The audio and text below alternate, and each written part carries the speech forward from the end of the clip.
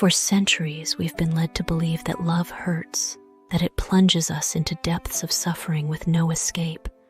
But this is a misconception, a confusion of feelings that blinds us from the truth. Love does not hurt.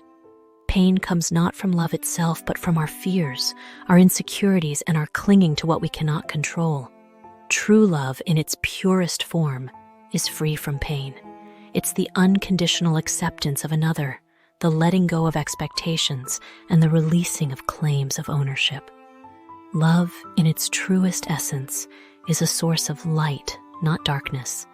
It guides us, heals us, and elevates us beyond our limited views. It shows us that in accepting and understanding ourselves and others lies the real path to freedom and happiness.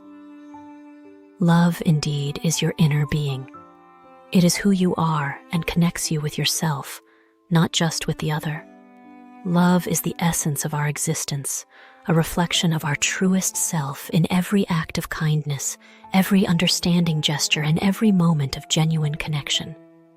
Love is who you are, the core of your being that unites you with the vast tapestry of life.